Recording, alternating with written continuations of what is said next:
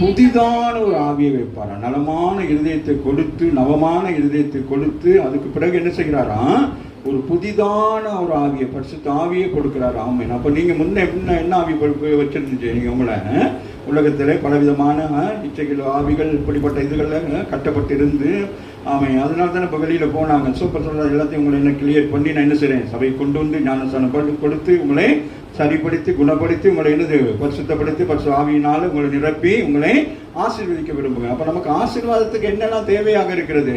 ரட்சிப்பு தேவையாக இருக்கிறது. ஆமா இல்லையா? ரெண்டாவது என்னது? ஞானஸ்தானம் நமக்கு தேவையா இருக்குது. மூன்றாவது என்ன தேவையா இருக்குது?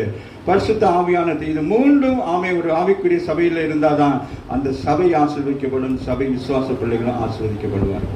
ஆமாவில் அப்ப பரிசுத்த ஆவியானது இந்த காலத்தில் நடத்துவார். ஆகவே அப்பவே அங்க பழைய ஏற்பாட்டிலேயே அங்க ஆண்டவன் சொல்லுகிறார், உங்களுக்கு நவமான இருதயத்தை கொடுப்பாராம், ஆவியை கட்டளையிடுவாராம், கல்லான இருதயம், அப்படியே உண்மையா இருக்கிற இருதயத்தை